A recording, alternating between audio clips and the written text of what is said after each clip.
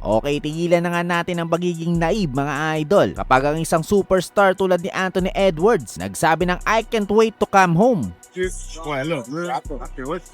hindi yan random, hindi yan small talk. Siyempre may ibig sabihin yan, idol. At kung Timberwolves fan ka nga, ay dapat yan ang kabahan. Sinabi niya yan habang kausap si Jalen Johnson ng Atlanta Hawks nitong All-Star Weekend. Camera rolling, microphones everywhere. At alam ni Ant yan. So bakit niya nga sasabihin yun? Siyempre dahil kasi meron ng thought sa likod ng isip niya. Ganito nga nagsimula ang Miami move ni LeBron James. Ganito rin ang pagbuo ng super teams sa modern NBA. Superstars don't joke about coming home for nothing mga idol. Pinuri niya pa rito si Jonathan Kuminga. Sinabi pa niyang yung dunk ni Kuminga ang nagpainit sa kanya. Alam mo ba ang ibig sabihin nun? Respect. At sa NBA, respect turns into partnerships. Isipin mo to, Edwards, Jalen Johnson, Kuminga. Tatlong elite wings yan mga idol. Lahat explosive. Lahat kayang mag-create. At sa panahon ngayon, wings win championships. O nga't may supermax itong si Ant sa Minnesota Timberwolves. Halos $400M plus nga ang pwede niyang kitain. At kapag umalis nga siya, pwede lang naman siyang mawala ng $20 million per year. Pero ito ang tanong, kung hindi makakapag-championship ang Minnesota, worth it ba ang pera ng walang legacy? Si Ant ay competitive, hindi lang siya pera. Gusto niya maging face of the league. At minsan, para maging face, kailangan mo ng tamang sitwasyon. Pero sa ngayon, syempre competitive ang Minnesota. Pero hindi sila dominant tulad ng Oklahoma City Thunder trajectory. Western Conference, syempre brutal yan mga idol. Kung sa next 3 years walang finals appearance, yan na nga magsisimula ang tunay na problema. At kapag sinabi ni Ant sa front office na gusto niyang mag-Atlanta, wala silang magagawa. Superstars decide, team adjust ang mangyayari. Pero syempre hindi ko pa rin sinasabing lilipat siya bukas. Pero sinasabi ko lang sa inyo, may apoy. At kapag may usok sa NBA, may sunog na paparating. So sabihin nyo na sa comments mga idol, overreact lang ba ito? O simula na ng pinakadelikadong Hawks team in years? At kung ikaw nga si Anthony Edwards, pipiliin mo ba ang $400 million